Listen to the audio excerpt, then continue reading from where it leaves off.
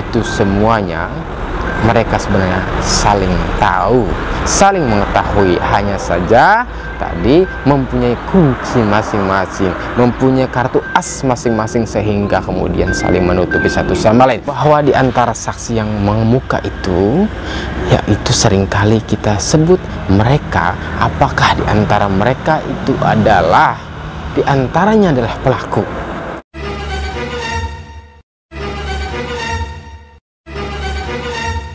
Assalamualaikum warahmatullahi wabarakatuh. Baik, masih dengan saya Yahya Muhammad.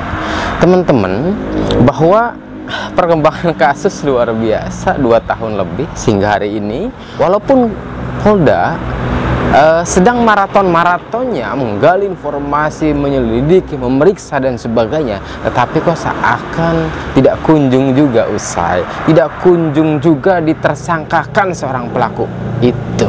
Baik teman-teman, mencoba kita back to the history, bahwa kalau kita melihat kecurigaan-kecurigaan para saksi ya, bahwa kita fix, kita mencurigai semuanya, walaupun memang itu adalah semua sifatnya dugaan berasaskan praduga tidak bersalah. Baik teman-teman, melihat kasus Subang ini, di antara para saksi terkemuka itu, misalkan kita sebut saja Kang Yoris, kemudian Teh Yanti, kemudian Pak Yosep, kemudian Danu, kemudian istri keduanya itu Ibu Mimin, kemudian yang sudah terperiksa juga adalah Arigi, Abi ya, anaknya Ibu Mimin itu ya.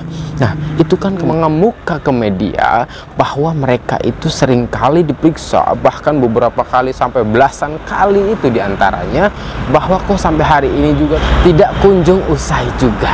Nah, pertanyaannya teman-teman, bahwa kalau melihat kita di antara para saksi itu seakan kemudian saling berperang satu sama lain, saling mencurigai satu sama lain. Yosep ke Yoris, Yosep ke Danu dari BAP-nya itu entah yang dibenarkan yang mana adalah mencurigai Yosep juga mencurigai yang lain dan sebagainya. Yoris juga bahkan kemudian menurut saya dugaan-dugaan mencurigai itu ada Yoris pada Yosep itu ya, karena memang salah satu dari keterangan Kang Yoris itu kan Yosep itu lebih dominan kepada istri mudanya. Bahkan Kang Yoris bilang Pak Yosep itu sering kali minta uang dan sebagainya, walaupun memang yayasan itu pada dasarnya adalah siapa yang mengawal itu adalah orang tuanya, yaitu Pak Yosep. Baik teman-teman, bahwa di antara saksi yang mengemuka itu, yaitu seringkali kita sebut mereka, apakah di antara mereka itu adalah, di antaranya adalah pelaku. Yang kedua, apakah di antara mereka yang seakan bersih tegang, kemudian menjelekan satu sama lain, mengintimidasi satu sama lain, menduga satu sama lain dan sebagainya, apakah ini adalah sebuah skenario diciptakan untuk ya saling mencurigai, saling berperang? Padahal misalkan kita menduga jangan-jangan kemudian hanya itu saja orangnya, kira-kira begitu, yang kemudian dibuat skema, skenario untuk berperang dan satu sama lain. Itu adalah persepsi yang kedua oleh netizen semuanya.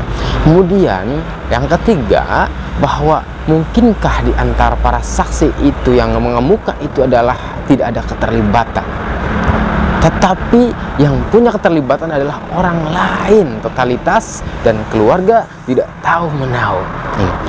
Baik, kita jawab bersama-sama. Misalkan teman-teman menyimpulkan atau menduga, mencurigai melalui kolom komentar video ini. Baik, ini adalah sebuah kesimpulan. Menjawab untuk yang pertama, bahwa yang pertama itu di antara para saksi yang mengemuka, termasuk di dalamnya adalah misalkan DWKO itu ada Pak Wahyu, ada Kosasi, ada Opik, ada Danu, ada Kang Yoris, Teh Yanti, Pak Yosep, Ibu Mimin, Arigi, Abi dan sebagainya. Apakah di antaranya adalah ada yang menjadi pelaku dan dalangnya? Teman-teman, bahwa kalau kita berbicara menganalisa, menduga, mencurigai, selama masih dalam sebuah dugaan, yaitu berasaskan praduga tidak bersalah, itu tidak masalah. Bahwa di antara kita kemudian melihat kecurigaan-kecurigaan, baik omongannya, ucapannya yang plan, kemudian ucapannya yang tidak sesuai, antara saksi A dengan saksi B itu tidak sinkron, kemudian tingkahnya, mimik, raut mukanya dan sebagainya itu seakan tidak sesuai dan tidak sinkron, sehingga inilah kemudian video-video para saksi yang menyebar di antara para YouTuber yang telah diuploadnya, media yang tersebar dan sebagainya. Itu kan kemudian netizen, kita semuanya itu menilai, bisa mencurigai, yang akhirnya adalah kita punya hipotesa, kesimpulan, yaitu dalam taraf menduga. Teman-teman, bahwa bukan hanya teman-teman barangkali diawali dengan ucapan Ibu Kapolres, bahkan memberikan dugaan itu adalah sebuah clue yang pada akhirnya sekali lagi Ibu Kapolres menduga bahwa pelakunya adalah diduga orang dekat dan orang yang dikenalnya oleh korban. Nah, ini yang kemudian kita bisa berinterpretasi, menganalisa, menduga dan sebagainya. Wah, jangan-jangan diantaranya itu sekian banyak saksi yang mengemuka itu adalah bagian daripada mereka. Kalau kita berbicara dugaan, itu bisa saja, bisa kemungkinannya. Kalau saya pribadi entah kenapa ucapan Ibu Kapolres, Ibu Sumarni pertama kali itu, walaupun ini sifatnya adalah dugaan, tapi kok hati saya itu sesuai sekali, pikiran saya, analisa saya kok sesuai sekali. Nah, itu dugaannya adalah ada di antaranya, tetapi kita belum tahu siapanya, siapa saja di antara itu yang terlibat, misalkan sebagai pelakunya, sebagai dalangnya, sebagai yang turut membantu membersihkan TKP sampai hilang semua jejaknya, DNA-nya, juga orang yang mengetahui itu. Artinya dugaan ini memang besar kemungkinan karena ini juga dilandasi oleh pernyataan Ibu Kapolres yang menduga bahwa orang dekat ini kenal, maka ini tidak menutup kemungkinan, ya, tidak menutup kemungkinan bahwa memang orang-orang yang dekat. Lalu kemudian kita menduga adalah saksi-saksi yang mengemuka itu bisa memungkinkan dan mungkin saja. Dan selebihnya untuk menjawab siapa di antara mereka yang masuk kategori pelaku dalang turut membantu dan orang yang mengetahui, kita serahkan kepada pihak kepolisian dan yang berwajib. Baik, untuk menjawab kedua, mari kita mencoba menebak, ya, berhipotesa, menduga dan lain sebagainya. Bahkan silahkan bisa ketik analisa teman-teman dalam sebuah komentar video ini, bahwa yang kedua adalah apakah di antara kemudian kesaksian para saksi yang mengemuka itu, kecurigaan di antara para saksi satu sama lain terhadap saksi lain itu, apakah seakan mereka adalah mendiskreditkan satu sama lain, mencurigai satu sama lain, menduga satu sama lain di antara para saksi tersebut yang banyak itu loh. Nah, apakah itu adalah sebuah skenario? Apakah itu memang diciptakan menjadi sebuah skema untuk penghamburan baik itu petunjuk, baik itu kemudian barang bukti menuju ke alat bukti tersebut? Nah, ini pertanyaan yang kedua. Teman-teman bisa tebak dan jawab dalam sebuah komentar. Ini adalah dugaan saya. Dan dugaan ini karena sifatnya dugaan dan berasaskan praduga tidak bersalah, maka bisa menutup kemungkinan adalah bisa salah dan bisa benar. Untuk yang benarnya, mari kita serahkan kepada pihak kepolisian dan yang berwajib. Menurut saya, dugaan saya bahwa hal itu semua adalah sebuah skenario saja, dan diantaranya adalah mempunyai kunci masing-masing, mempunyai kunci pembuka masing-masing. Misalkan si A itu tahu, ya kan, kemudian saksi B itu mempunyai kuncinya. Ketika you bongkar, maka you juga terlibat dalam hal ini.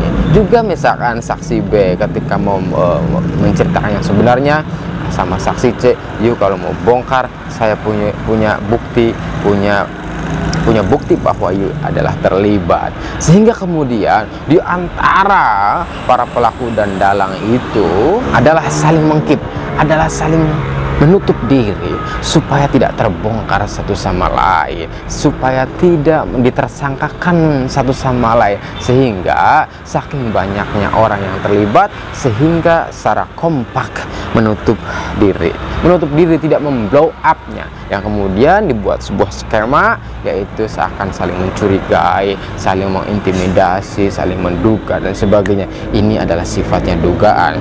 Mudah-mudahan nanti kita serahkan kepada pihak kepolisian yang benarnya adalah yang mana.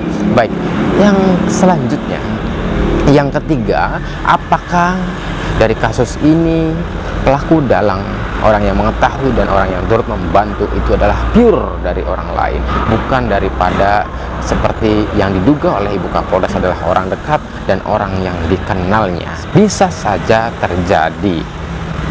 terjadi, mungkin misalkan ada hutang piutang dengan orang luar, misalkan susah bayar dan sebagainya, mungkin saja kemudian kesal dan sebagainya sehingga mengeksekusi. Namun di situ ada lemahnya juga ya, karena ketika orang luar masuk pasti sulit, bertamu malam pasti sulit, kecuali memang ada orang yang memang bisa membuka akses masuk ke dalam TKP itu. Maka kemudian seperti para saksi bilang satu sama lain bahwa kunci pembukanya adalah Danu dan sebagainya. Si A mengatakan kunci pembuka kasus ini adalah si B juga adalah si C dan sebagainya. Terus semuanya begitu, sehingga ini hipotesa dilemahkan dengan sebuah bukti nyata bahwa memang masuknya pelaku dan dalang itu adalah tidak merusak satu sama lain, misalkan merusak jendela lah, dicongkel lah, kemudian pintu didobrak lah dan sebagainya, uang juga tidak hilang, hanya handphone Amel yang hilang, itu kemudian dipatahkanlah hipotesa itu. Artinya di antara 1 dan 2, 3 itu adalah, kalau kita berbicara menduga, maka besar kemungkinan antara iya dan tidak jawabannya, antara benar dan tidak jawabannya. Sekali lagi kita serahkan yang benarnya kepada pihak kepolisian. Saya yakin pihak kepolisian dengan maratonnya luar biasa. Kami juga sering ke Polda dan memantau itu, sering ke Polda dan menanyakan itu, sering ke Polda dalam rangka mengawal kasus Subang ini. Insya Allah kita tahu progres pihak kepolisian itu sangat luar biasa, acungkan jempol, bahkan mereka begadang sampai pagi juga. Bukan hanya kami, bukan hanya saya pribadi yang begadang, mereka para penyidik juga begadang, semuanya kira-kira begitu, saking ingin kasus ini terbongkar. Saya percaya pihak Polda Jabar Bravo, Polda. Lalu kemudian yang terakhir, ada pertanyaan teman-teman barangkali di antara ketiganya mana yang menurut Kang Yahya itu lebih mendekati. Yang pertama sekali lagi adalah dugaan di antara para saksi yang mengemuka itu adalah bagian atau sebagiannya adalah pelaku dalang dan sebagainya. Nah, yang kedua adalah di antara prahara yang terjadi saling intimidasi, saling menduga, saling mencurigai satu sama lain di antara para saksi itu. Apakah itu adalah sebuah skenario, skema saja yang sebenarnya adalah mereka semuanya tahu ya, dan disetting lah ya, diskenariokan itu semuanya. Dan yang ketiga, mungkinkah adalah pelakunya orang luar secara totalitas, tidak ada hubungannya dengan orang yang dekat dan orang yang dikenal oleh korban? Jawaban saya, sekali lagi, ini adalah sifatnya dugaan, bisa salah, bisa benar. Saya lebih percaya ke nomor 1 dan yang nomor 2.